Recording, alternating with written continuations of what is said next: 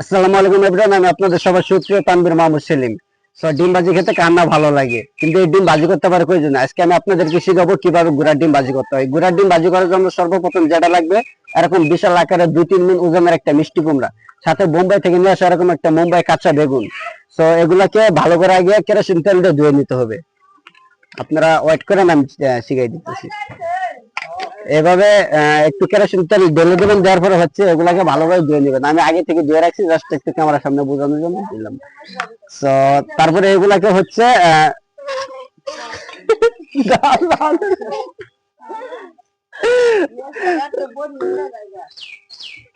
তারপর হচ্ছে এগুলাকে 2 ভাগ করে নিতে হইব মিষ্টি কুমড়াকে। তারপর হচ্ছে কুচি কুচি করে কাটতে হবে।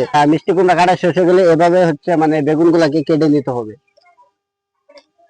আর হচ্ছে যারা যারা আমার ভিডিও দেখেন অবশ্যই আমার ইউটিউব চ্যানেল সাবস্ক্রাইব করে রাখেন, আর ফেসবুক থেকে দেখলে ফলো দিবেন, আর টিকটক থেকে দেখলে ফলো দিয়ে লাইক কমেন্ট শেয়ার করে পাশে থাকবেন, আর কমেন্টে আপনার মূল্যবান মতামত জানিয়ে দিবেন।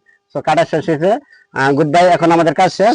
এখন আমাদের যেটা করতে হবে, সরাসরি চলে যেতে হবে চুলার কাছে, আই মিন চুলার কাছে। চুলার পাশে আসার পরে হচ্ছে আপনি চুলার ভিতর যদি আগুন থাকে, সেই আগুনটাকে নিভাই দিতে হইব আমার মতো করে। এভাবে আগুনটাকে নিভাই দিবেন।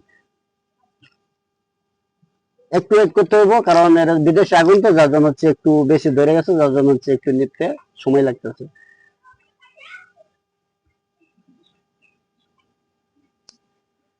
তো এইভাবে আগুনটা নিভাই দিবেন। যখন দেখবেন ধোঁয়া উঠতেছে, তখন মনে করবেন আগুনটা নিভে গেছে।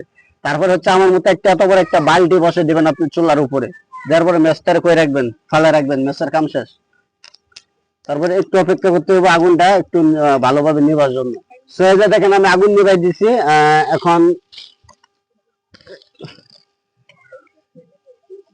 নাকড়ি চুলা তো, যার জন্য হচ্ছে মানে একটু কষ্টটা বেশি হইতেছে। আমি সবসময় ঢাকা শহর ডিম পাচ্ছি গ্যাসের চুলার মধ্যে, জন্য মানে নাকড়ি চুলা আগুন জ্বালাইতে একটু সমস্যা হইতেছে। এখন বালতিটা মানে চুলার উপরে দিয়েছি, দেওয়ার পরে বালতিটা বরফের মতো ঠান্ডা হওয়ার জন্য আপনি কয়েক বছর রেখে দিতে হইব।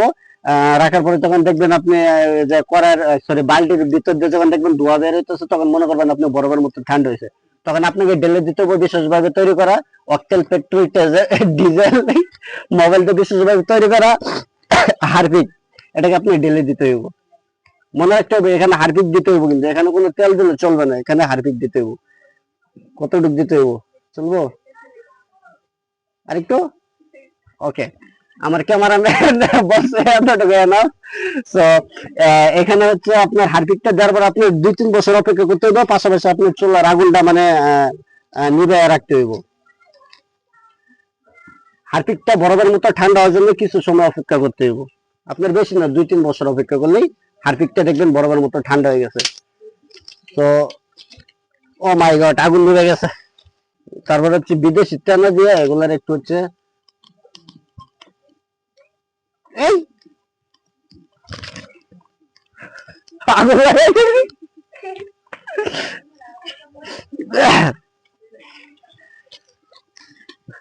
আর এদিক দিয়ে মানে হাতিকটা একটু বরাবর মতো ঠান্ডা হতে থাকে, আর এদিক দিয়ে আমরা বাকি কাজগুলো সেরে ফেলি। যেমনটা হচ্ছে আপনারা দেখতে পাচ্ছেন, এগুলো আমাদের মিক্সার করতে হবে।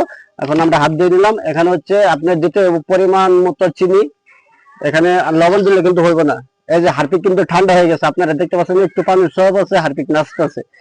তো এখানে আমরা পরিমাণ মতো লবণ দিয়ে দিব, সরি চিনি দিয়ে দিব।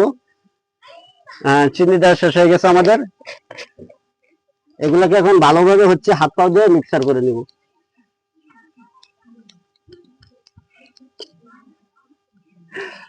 তারপর হচ্ছে যে আমাদের সেই ইয়া ইয়া ইয়া ইয়া ইয়া ইয়া ইয়া গুড়ার ডিম, এটাকে আমাদের এইদিকে খেয়াল রাখতে হবে, এখানে যাতে কোনোভাবে চুলার আগুন না জ্বলে, এখানে যাতে আগুন লেগে থাকে। এখানে যে আমরা ডিম ভেঙে ফেলছি, গুড়ার ডিম, ও হয়ে গেছে। তারপর হচ্ছে এটাকে আমরা ভালোভাবে একটু নাড়াচাড়া করে নিব।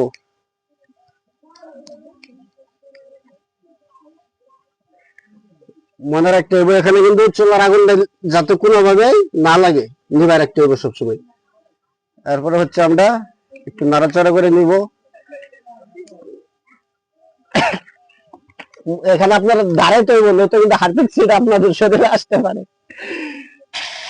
ও দেখা যাক কি হয়।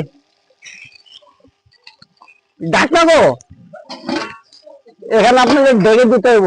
ডিম দেয় মানে পুরোপুরি কাঁচা হওয়ার জন্য ঢেকে দিতে হইব। আপনারা এখানে ডাকনা দিয়ে ঢেকে আপনারা 6 মাসের আগে দিবেন এভাবে ডাইকা। তারপরে হচ্ছে এটা আপনাদের সরাই নিতে হইব। একটু একটু ক্যামেরাটা সামনে। ও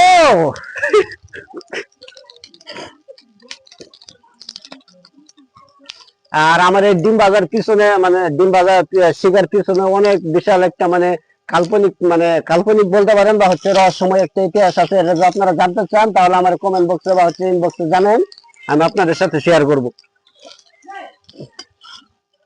ডিমটাকে এভাবে ভালো করে উল্টা পাল্টা করে নিতে হবে যাতে ডিমটা প্রচুর পরিমাণে কাঁচা হয়। ঠিক আছে, আমি ধোয়ার জন্য কথা বলতে পারতেছি না, আগুন নিভে গেছে, এখন আমাদের আগুনের দরকার নেই।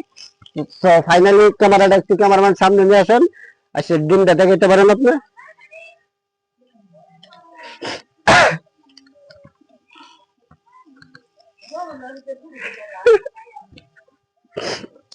নাক দিয়ে চোখ দিয়ে পানি বাড়ি গো।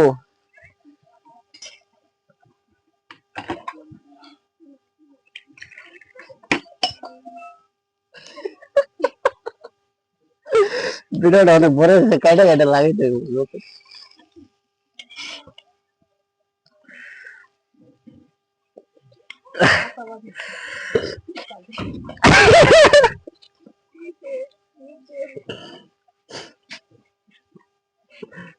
ফাইনালি আমার ঘোড়ার ডিম বাজি শেষ।